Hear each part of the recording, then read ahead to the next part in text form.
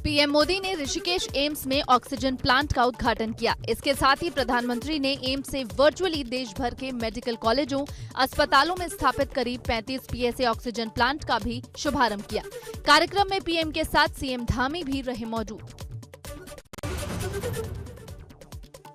प्रधानमंत्री मोदी ने इसके बाद जनसभा को संबोधित किया। कहा, 20 साल पहले मुझे आज के ही दिन गुजरात के सीएम के रूप में जिम्मेदारी मिली थी। आज के ही दिन 20 साल पहले मुझे जनता की सेवा का एक नया दायित्व मिला था।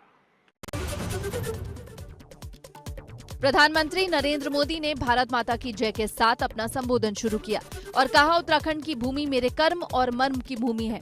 यहाँ आना मेरे लिए बहुत बड़ा सौभाग्य है। वैसे ये भी एक संयोग है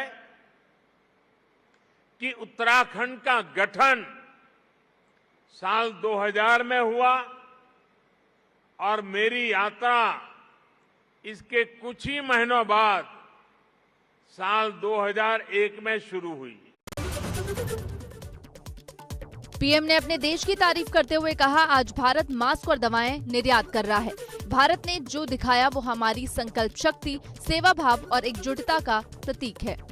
दुनिया का सबसे बड़ा और सबसे तेज टीकाकरण अभियान भारत ने जो कर दिखाया वो हमारी संकल्प शक्ति, हमारे सेवा भाव, हमारी एकजुटता का प्रतीक है। पीएम मोदी ने कहा, 4 धाम को जोड़ने वाली ऑल वेदर रोड पर तेजी से काम चल रहा है। 4 धाम परियोजना गढ़वाल और कुमाऊं के चुनौतीपूर्ण क्षेत्रों को भी आपस में जोड़ रही है। 4 धाम को जोड़ने वाली ऑल वेदर रोड पर काम तेजी से चल रहा है।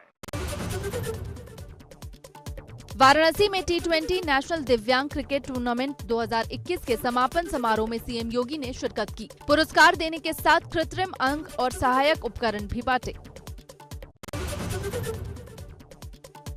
सीएम ने समारोह में टोक्यो पैरालंपिक का जिक्र करते हुए कहा, टोक्यो पैरालंपिक में भारत ने 18 मेडल जीते। मेडल जीतने वाले सभी खिलाड़ियों के लिए बड़े सम्मान समारोह का आयोजन करेंगे। खिलाड़ियों को दी जाएगी अच्छी धनराशि। जितने भी भारत के खिलाड़ियों ने पुरस्कार प्राप्त किया है, स्वर्ण पदक, रजत पदक या कांस्य पदक जीते हैं, इन सभी को हम लोग बुला करके इनका सम्मान करने वाले हैं।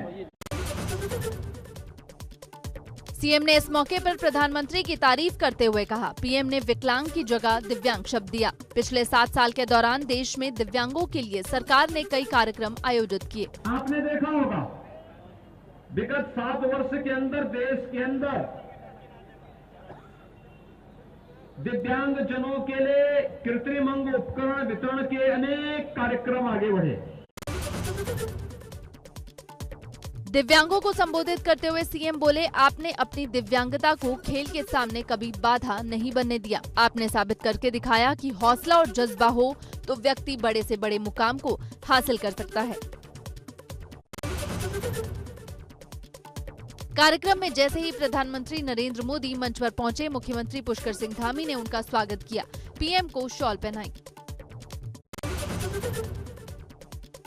इस दौरान संबोधन के बाद पीएम मोदी ने सीएम धामी की पीठ थपथपाई और उन्हें शाबाशी दी।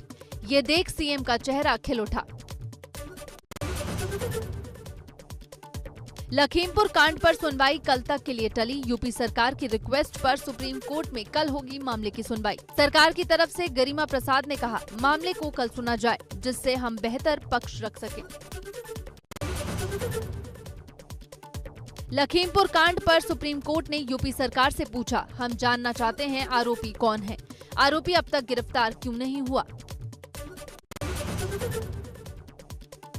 लखीमपुर खीरी हिंसा पर बोली प्रियंका गांधी वाड्रा, कहा निष्पक्ष जांच के लिए गृह राज्य मंत्री दे इस्तीफा, जनता के प्रति उनकी ये नैतिक जिम्मेदारी कि अगर जांच निष्पक्ष होनी है तो उस मंत्री को इस्तीफा देना पड़ेगा, क्योंकि जब वो गृह मंत्री हैं तो उन्हीं के तो अंडर आता है ये सब। तो अगर वो जैसे वो कह रहे हैं कि उनका बेटा निर्दोष है, वो वहाँ था ही नहीं, ठीक है, तो एक नैतिक आधार पे अपना इस्तीफा दीजिए, जांच को होने दीजिए। जांच की जब रिजल्ट आएगा, अगर आपके बेटे अपराधी नहीं हैं और आपके बेटे ने नहीं किया तो फिर से मंत्री बन जाइए। प्रियंका गांधी ने कहा पीड़ित परिवारों को मुआवजा नहीं न्याय चाहिए। साथ ही बताया पोस्टमार्टम रिपोर्ट में कुछ नहीं पढ़ा जा रहा, पोस्टमार्टम रिपोर्ट की कॉपी परिवार को दी गई है।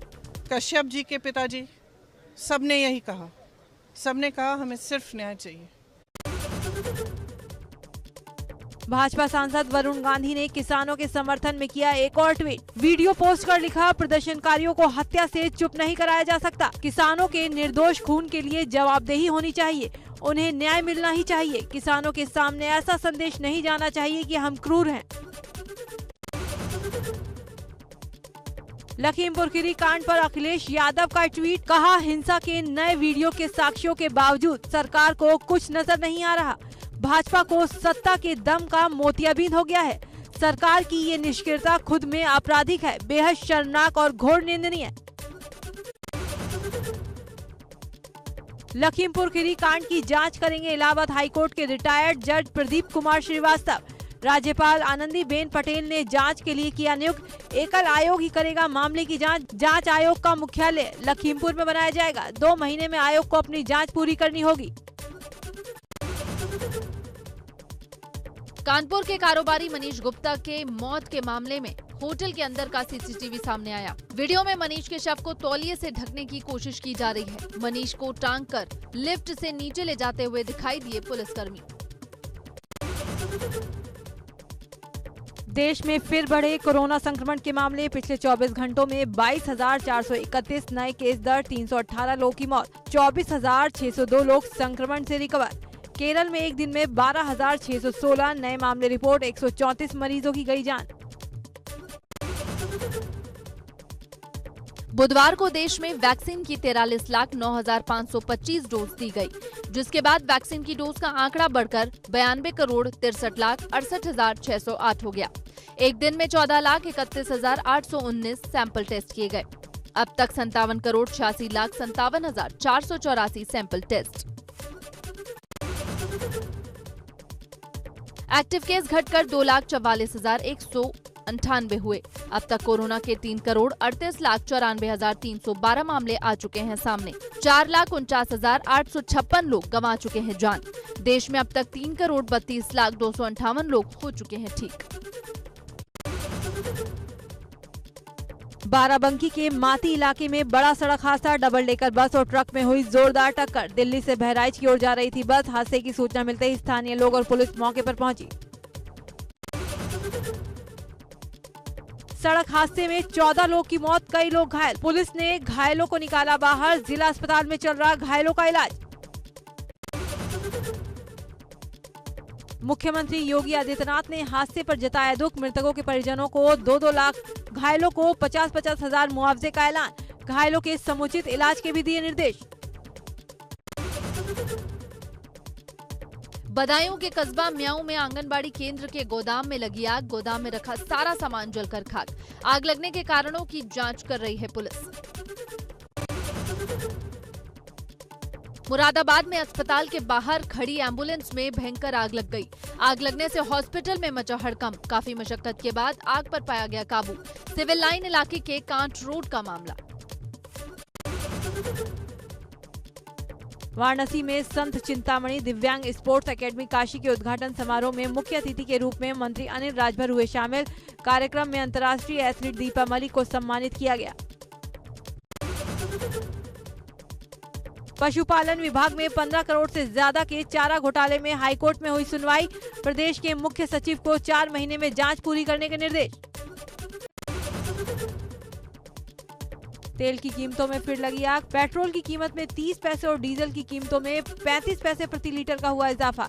दिल्ली में 1 लीटर पेट्रोल का भाव 103 रुपए 24 पैसे हुआ। डीजल का दाम 91 रुपए 77 पैसे प्रति लीटर पहुंचा। मजबूत वैश्विक संकेतों से शेयर बाजार में तेजी। सेंसेक्स में 462 अंकों की उछाल। 59,652 लेवल पर खुला सेंसेक्स। 132 अंकों की तेजी के साथ 17,778 के स्तर पर हुई निफ्टी की शुरुआत। 1,494 शेयरों में तेजी, 252 शेयरों में गिरावट और 63 शेयरों में कोई बदलाव नहीं। IPL 2021 फेज 2 में आज डबल हेडर का दिन का पहला मुकाबला चेन्नई और पंजाब के बीच दुबई में 3:30 बजे खेला जाएगा। पंजाब की प्लेऑफ में पहुंचने की किस्मत दांव पर लगी है तो चेन्नई टॉप 2 में पहुंचने के लिए हर संभव कोशिश करेगी कि वो मैच में जीते। IPL में होने वाले डबल हेडर मुकाबले में दूसरी भिड़ंत कोलकाता और राजस्थान के बीच होगी। ये इस सीजन का 54वां मुकाबला है। शारजाह क्रिकेट स्टेडियम में होने वाले इस मुकाबले को कोलकाता हर हाल में जीतना चाहेगी। कोलकाता के 13 मैच में 12 अंक। निया शर्मा का हाल ही में शेयर किया गया फोटो सोशल मीडिया पर धूम मचा रहा है। इस तस्वीर में वो बंदारा लुक में नजर आ रही हैं। निया ने ब्लैक कलर के ट्यूब टॉप के साथ स्कर्ट कैरी की है। साथ ही ये शिमरी लुक फैंस को दीवाना बना रहा है।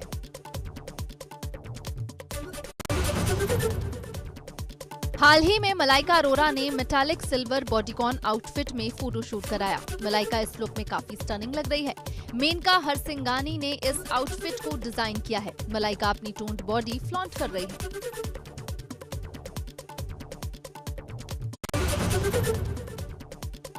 नोरा हाल ही में कुकिंग रियलिटी शो में पहुंची थी, जहां उन्होंने अपने स्ट्रगल के बारे में बताया।